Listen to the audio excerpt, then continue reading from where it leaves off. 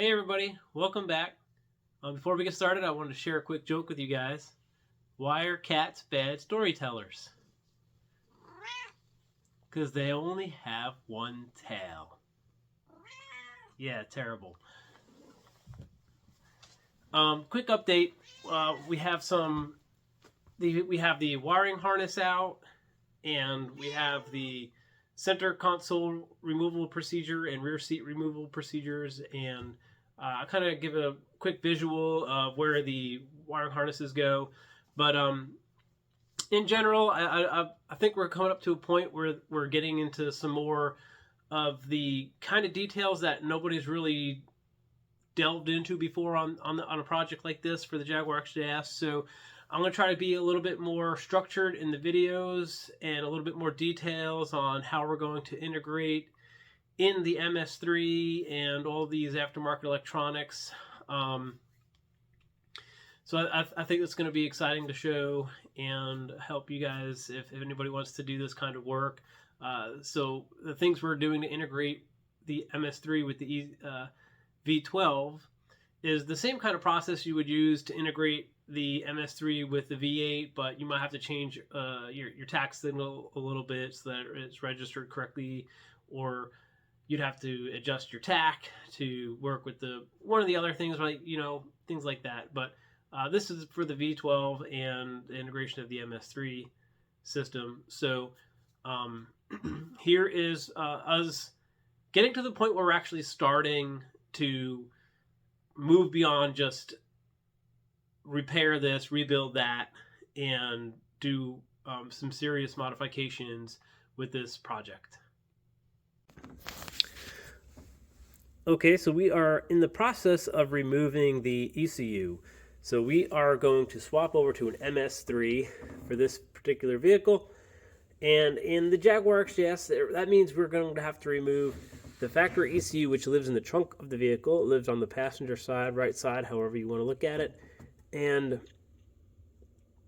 to remove the ECU is relatively simple. It's these two little bolts right here, and they mount right there, one on the other side as well. And once you remove the bolts, you lift it up a little bit and you pull it out, because there's a tab on the other side where you can't see it. It's up in here. You can't really see it very easily in the video. It's just dark in there. You can kind of see right around here where my finger is. So that's where this little tab, it just slides in there, drop it down on the bolts, and secure it. It's a relatively simple removal for that. So the other thing we need to do is remove the wiring harness. So this is where it gets to be a tedious job, because we want to make sure that we're tying into the vehicle properly with the MS3, because we're trying to get this to operate as if the MS3 was not there. So we have to remove the original wiring harness, and so you don't have tons of wires in the engine bay that are not connected to anything, and they just look completely out of place. That's not what we want. So to remove the wiring harness, you first start with removing the power connections here, and then there is grounding connections that go here, there, some grounding connections, and then these are actually on the other side of this black piece here. They just push them up, and then think of on the other side, push them up, and then pull them away from the black piece and look them off. And then that will get you the back piece of the wiring harness out and disconnected for everything in the vehicle. Also, do not forget that this vacuum hose right there, that connects to the ECU of this. We're also going to reuse this for the MS3, because the MS3 uses a map sensor, which requires a vacuum hose to the engine. So the one annoying thing about removing wiring harnesses is, if you've never removed a wiring harness before, you have to start tearing apart the interior. You're going to have to take apart dashboards and panels, and based on the vehicle that you're doing, if you're lucky, you'll have to remove one or two things, and you can just kind of scooch underneath the dashboard. If you're unlucky and you own a Jaguar XJS, you got to remove rear seats, rear quarter panels. You got to remove a bunch of stuff so that you can trace the door sills, everything, all the way up, so that you can get to the wiring harness to remove it and replace it. So to we need to remove this rear seat first thing. And if you're smart and you went and got yourself the Jaguar repair manual and you said, ha ha, look how intelligent I am, I'm going to know how to remove this seat. And you opened up to the page where they talk about rear seat removal, you would find this nice little section right here that you would remove, and you go over to your car because you have a 1992, you'd find out that that little nice section here that holds the rear seat in does not exist. So what do? Okay, you say, well, I'll go to the supplements section for 1988.5 liter vehicles. And you would say, I'll find me the 1992 Jaguar rear seat removal process in here. And you would open up to the 1992 model year and onwards body section. And you will scroll through and scroll through and scroll through, and you will find out they do not discuss rear seat removal for a 1992 Jaguar XJS. So, you're left to your own devices. Time to get out the crowbars, sledgehammers, and Sawzall. Alright, so really what you need to do is, underneath the front seat right here are 2 bolts. Okay? They're 10 millimeter, they look like this, and they have a washer. So, you remove these 2 bolts that are right there.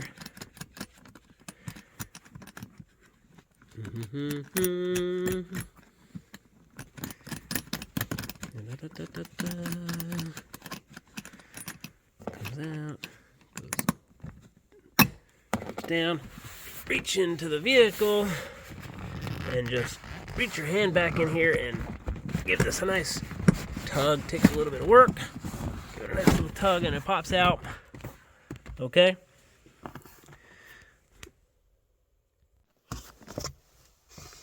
Once it has popped up, just reach in with your hands and jigger it around a little bit. It takes a little bit of effort, but eventually it will pop out.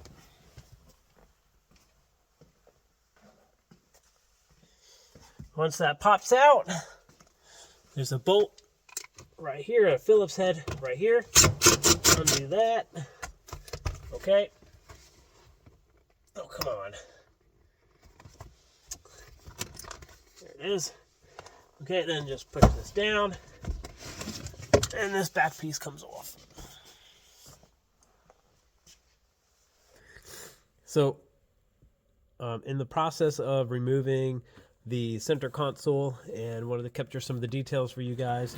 So the first thing that you're going to need to do is you start by removing the armrest section that contains this little insert here. So I kind of already removed the top piece here. It's held on by 2 bolts that hold it right there. You can see those 2 bolts. And then it's also held on, with a bracket right there. So you can remove this. And then you remove 2 bolts right here on this black cover there. That takes this piece off. That gives you the last bolt for right there. And then you can just take this whole internal piece out. Okay.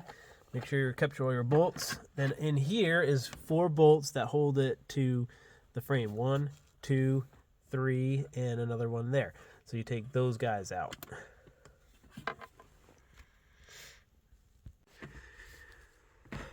Once you get the armrest piece out, there's another bolt in the rear of the unit that needs to come out that's hidden by this piece of rug. So there's a bolt right there, and it's just a regular Phillips head, and it just comes out. There's 1 on each side.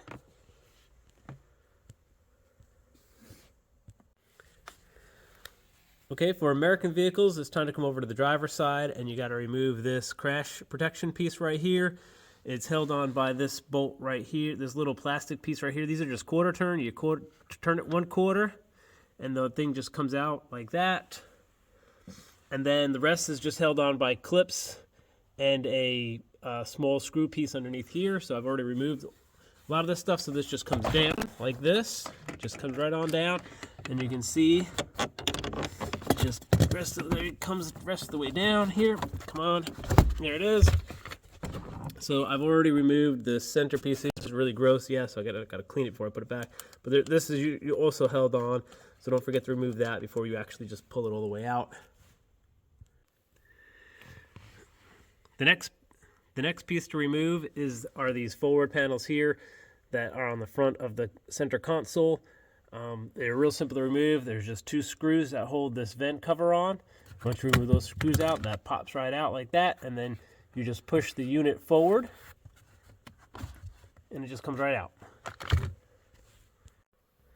So once you have the front panels removed, you can go ahead and start working on the center console piece itself.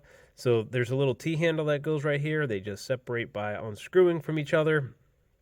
The one awkward part of removing the center console is this front panel section here. Okay, this is kind of a strange way. I've never seen one connected like this before. Basically what you do is you pull the knobs off, just like this, real simple. And on the internal of the knob, there's threads on the outside. And there's a bolt that goes on those threads that looks like this, right? So what I did was I just went in there with a flathead screwdriver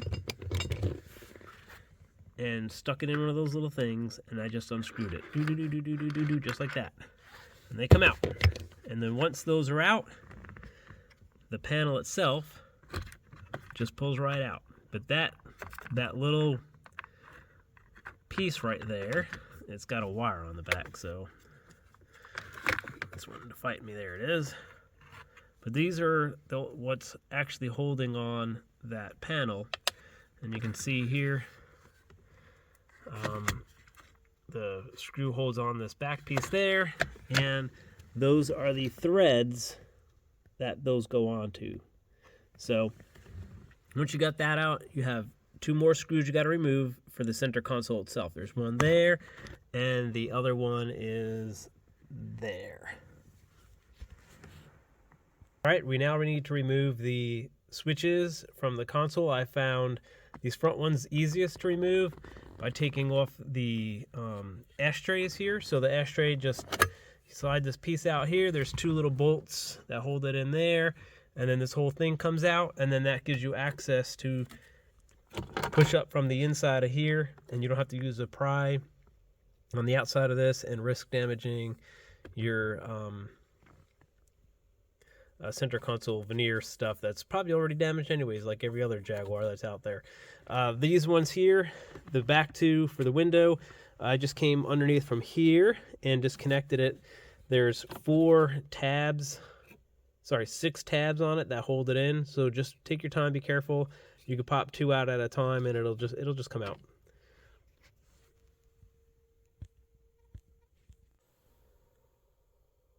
So once you have all of the connectors removed, it's a matter of just pulling from the back side of this and lifting up and pulling out the whole unit. So you can see it slides right over that, and it's kind of a little bit difficult to do with one hand here, but it just comes on out. Come on.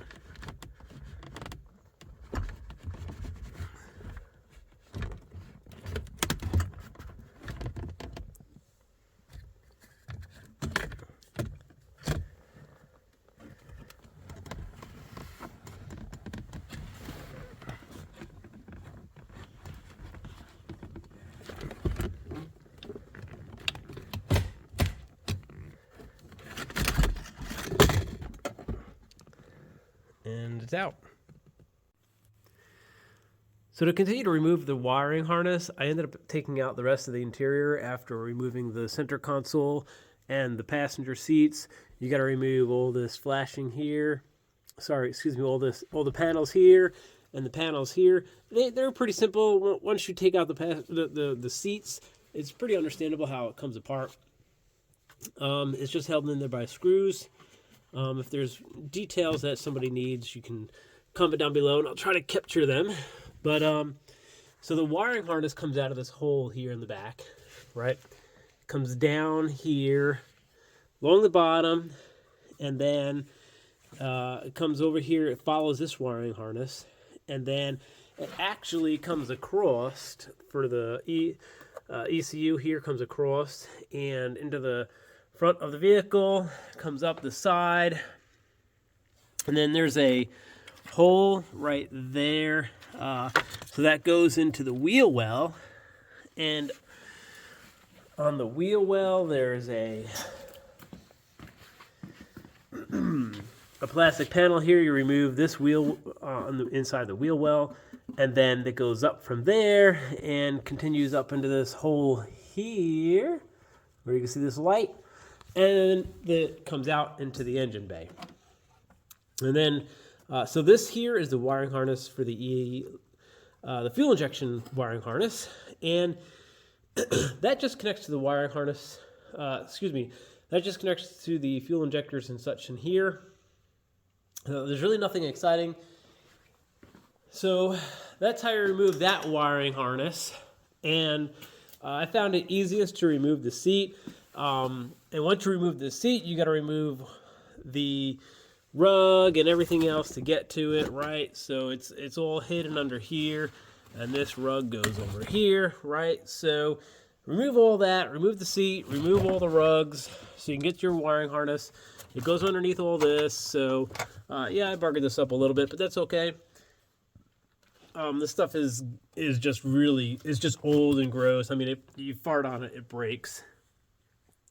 So now the EFI harness hooks up here, and it also hooks up on this blue one here, right? So now my job is to understand which connectors are hooked up to these pieces. Sorry, which wires are hooked up to these and how they connected into the EFI and what those signals look like. So when we were driving around with the MS3, the car thinks that it's still the original system. So once you remove the electronic fuel injection harness, you also need to remove the second ECU, which controls the ignition. So you have your fuel injection, and you have your ignition ECU.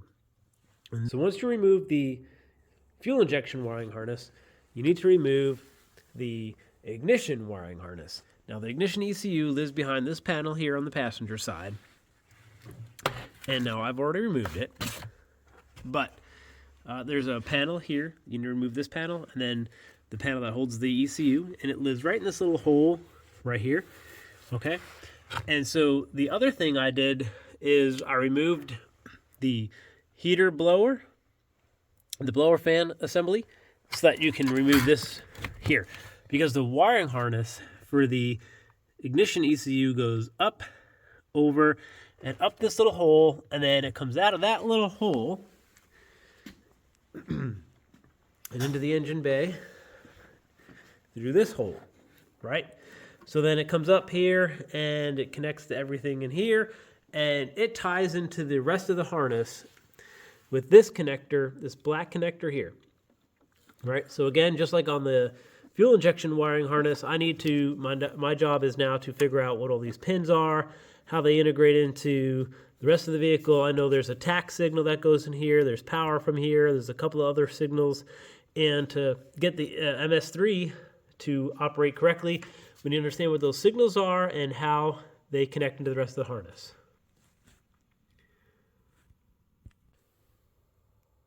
Another curious find in this vehicle is all the extra wiring that has been used for installing an aftermarket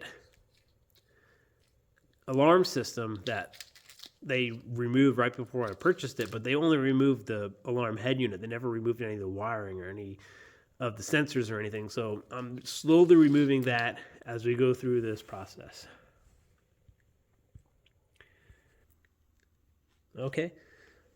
So here's kind of where I'm thinking I might change my mind a little bit on about where I'm going to mount the MS3. So I was originally going to mount it where the fuel injection ECU went in their trunk, because there's plenty of space.